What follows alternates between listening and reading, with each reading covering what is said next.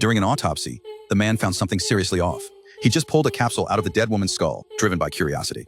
He slowly twisted open the shell. Inside was a tiny piece of paper. It was way too small to read with the naked eye, so he slid it under a microscope. But what he found on that paper stopped him cold. He checked again, refusing to believe it. The paper had his daughter's name and phone number on it. Nick's mind went completely blank. The body was some random 50-year-old woman he'd never seen before. He couldn't begin to imagine what she had to do with his daughter. Not wanting to raise suspicion, he quickly copied down the number. Then he slipped into the bathroom, heart pounding. With shaking hands, Nick dialed the number. When he confirmed it really was his daughter's phone, the phone slipped right out of his hand. Desperate to figure out what was going on, Dad, please help me. Please. I am gonna die, Dad. He's gonna kill me. Dad, you don't do what he says. He's controlling you every step of the way. He says, just the way you got this message better make you think. You know all the cops. I know, but you're not allowed to talk to anyone. You understand? Wait for Eric. He'll tell you what to do next. You can't tell anyone. Otherwise he'll kill me. Nick felt completely helpless. He was just a medical examiner. His daughter was a good kid. He had no idea who he could have possibly crossed, but then he thought of the old woman on the table, and the despair hit him all over again. That's when a coworker walked up and asked. He wanted to know what was inside that capsule, but Nick had no choice. He had to lie. He said it was empty. That got rid of him. Nick headed back to his office. He kept replaying the phone call over and over, but the guy named Blondie never called. He had no choice but to dial his daughter's number again. This time, a woman picked up. She said her name was Lisa. She told him Blondie was probably dead because right in front of her was a man lying on the beach with the name Blondie written on his jacket. Lisa said she'd just been passing by the beach. That's when she heard a phone ringing on the body. She worked up the nerve and dug through his pockets. The phone already had 16 missed calls on it. Nick was totally thrown. The kidnappers had told him to wait for Blondie's instructions. So why was the guy dead on a beach? He thought back to the body he'd just autopsied. Nick bolted out of his office. He begged Lisa not to call the cops. Then he told her everything about his daughter. He knew it sounded absolutely insane, but Nick was convinced the body had to hold a new clue from the kidnapper. He asked Lisa to head to a bar. He needed her to find a friend of his who worked at the hospital morgue.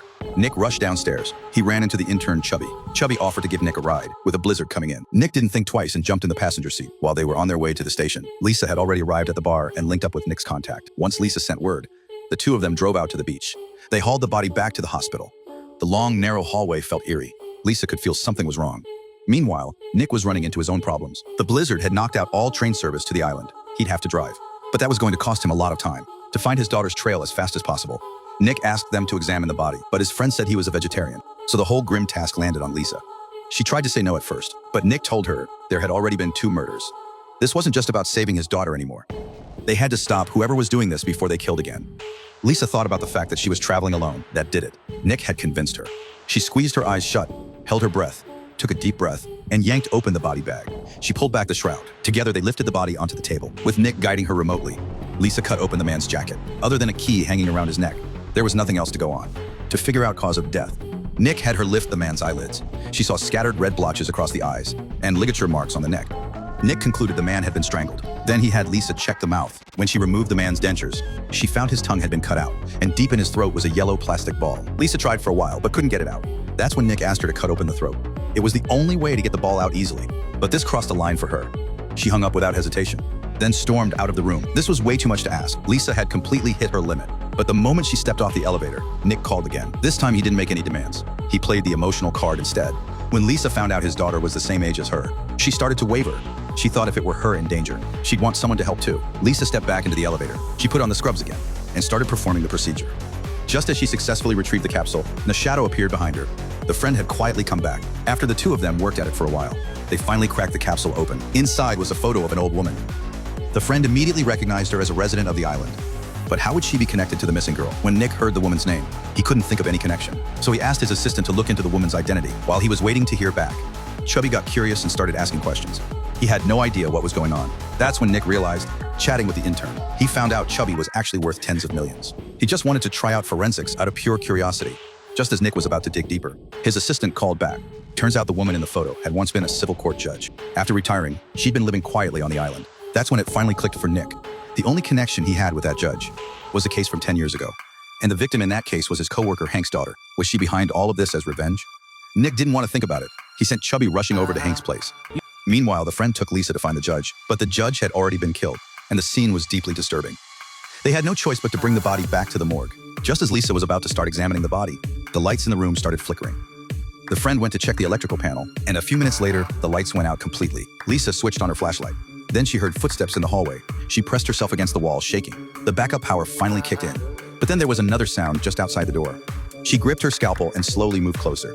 The door swung open, and it was the friend coming back, but a knife was sticking out of his shoulder. He collapsed right in front of Lisa. Just as she was about to check his wound, the key jammed into the door started turning. Terrified, Lisa climbed into a morgue freezer and hid inside. Meanwhile, Nick had arrived at Hank's house. Looking at the photos covering the walls, it all came rushing back to him. 10 years ago, Hank's daughter had hanged herself, and Nick had been the medical examiner on that case. Everyone knew the girl had been driven to it, but there wasn't enough evidence to convict. Hank had begged Nick to falsify the findings. No matter how much he pleaded, Nick refused. That monster had held his daughter captive for weeks. The girl suffered unimaginably. The pervert recorded it all and posted it online. Even though the girl was eventually rescued, she took her own life at home. But the female judge ruled there was no direct causal link. She only tried the rape charge. The sentence came out to 3.5 years. 3.5 years? This bastard raped my only daughter. You raped her and he forced her to it was murder, you godforsaken witch. You saw the videos with your own eyes. This man is a monster. He's a monster. Why is he allowed to go on living this stuff? Nick was eaten up with guilt, and Blondie was caught on camera with a smug grin on his face. From the photos on the wall, it was clear, after Blondie got out of prison, Hank had been keeping tabs on Nick from the shadows. Nick felt a chill run through him. That's when he spotted something on the desk, a severed tongue, and Blondie's name was written on it. Hank had clearly taken his own kind of justice for the girl. But what did any of this have to do with his daughter's kidnapping? That's when they found a video on the computer Hank had left behind. The man in the footage appeared to be carving something into a stick. Nick grabbed his phone and tried to reach Lisa again, but she was already hiding inside a freezer, shaking. She could hear her phone ringing outside. She carefully pushed the freezer door open. Then a dark figure appeared out of nowhere. It picked up the phone on the table. Lisa could only pray she wouldn't be found. Suddenly, the freezer door swung open. It was the injured friend. It was so cold that he couldn't feel the pain from his wounds at all. But when he caught his own reflection in the mirror, he passed out on the spot. Lisa got back through to Nick. She casually mentioned that the female judge had a stick jammed into her body. That detail made Nick immediately think of what was on the computer. Lisa really didn't want to do it, but she pulled it out anyway. Sure enough, there was a string of numbers written on it. The intern took one look and knew it was GPS coordinates. Just as they were heading that way, the assistant called again. She confirmed the female body from earlier in the morning. Police had found a video at her home. It documented the woman's suicide by overdose from start to finish. As for why it had been staged to look like a car accident, that was still under investigation. The woman's husband had once been a local mob figure. In his prime, he was someone everyone feared, but he'd stepped back from it all for his family. Now both he and his daughter had vanished without a trace. Nick ended the call and floored it. He didn't know why the capsule had ended up inside the woman's skull, but right now, all he could do was follow the clues and keep moving. Nick reached the location on the coordinates fast. He told Chubby to wait in the car, then got out to take a look, but he'd barely taken a few steps when he noticed the passenger door was open. Nick sprinted back to the car, but Chubby had vanished into thin air. He followed the footprints through the snow, but something felt off the further he went. These prints were way too big to be Chubby's. Suddenly, a dark figure burst out from the side. Before Nick could react, everything went black. When he came to, he was tied to a chair. A video camera was set up right in front of him. Just as Nick was struggling to break free, Hank walked in, and Nick couldn't believe it. Nick tried to ask about his daughter's whereabouts, but the man completely ignored him. He popped the memory card out of the camera and swallowed it without a word.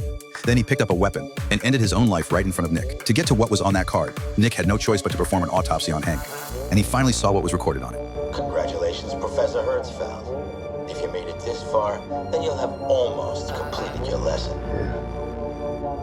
By the look of it, you weren't doing things by the book this time. You lied, kept your mouth shut, suppressed evidence. All the things Jens had asked of you back then. Funny. The man in the video was the boss himself. His daughter had been assaulted and killed by Blondie not long before. Turns out Hank had been tailing Blondie the whole time, but he dozed off at some point. By the time he woke up, it was too late.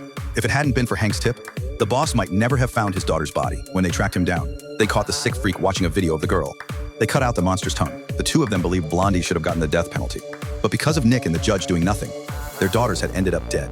But even revenge couldn't fix the justice system of an entire country. To wake people up and push for real judicial reform, they had hatched an insane plan. First, the boss's wife voluntarily chose to take her own life with drugs. Then they staged a bizarre death scene. Only a chief medical examiner like Nick could be pulled into this. Then the two of them manipulated Blondie. They had him murder the female judge himself and leave behind clues in the most brutal way possible. Now Nick's daughter was being held, together with Blondie, by the two of them. If you want to find her, follow the white light of Alcatraz. With that, the boss climbed up onto the table. Just like his daughter, he chose to take his own life. It looked like the only lid they had was gone. If they wanted to find the daughter, they were on their own. But Chubby thought the boss was bluffing because Lisa had found Blondie's body on the beach, and it was still lying in the morgue right now. So how could it be like the boss claimed? But Nick still had a nagging feeling something was wrong. Someone had just attacked his friend. Clearly, this wasn't as simple as it seemed. To find Nick's daughter as fast as possible, they had to keep moving. Nobody could have guessed, shortly after they left, a man walked out of the video. It was the very Blondie they'd been talking about. Thankfully, the two of them made it just before the blizzard hit. They took a rescue helicopter to the island for his daughter's safety. Nick decided to call the police anyway. When they opened the elevator to the morgue, they found Lisa and the friend inside, desperately trying to get out. Turns out just an hour earlier, Blondie had broken into the morgue, but he hadn't chosen to kill either of them. He'd just taken the key from the body found on the beach. Nick then went back to the morgue and finally confirmed the dead man wasn't Blondie. It was actually the boss. But Blondie had survived against all odds. He'd come back from the dead, then he tailed the boss all the way there. Once he heard the whole plan, he pulled off a perfect switcheroo. But why did he steal the key? There's no way it was just to keep Nick from finding his daughter. Led by the local police, they made their way to the island's only lighthouse. Beneath it stretched miles of old wartime bunkers, long abandoned. After searching for a while, they finally found Nick's daughter, right in front of her. Another room was being broadcast live on a screen. Just as the woman in it was about to end her life, Blondie burst in. She was actually Blondie's daughter. The boss had used the same method to make her feel what it's like to lose a child. Blondie ultimately took his own life. Before the end, Nick offered Chubby a ride back on the helicopter, but the man turned it down. He said a helicopter was the most dangerous way to travel. But after watching them leave, Chubby walked off with a blank expression, moving fast. Nobody saw it coming. Just when everyone thought it was all over, the body suddenly moved. Blondie wasn't dead after all. Right then, the pilot hit a sharp turn and sent Blondie flying. Without hesitating, Nick drew a knife and sent him straight to hell. So here's the question. Is Chubby actually one of the good guys?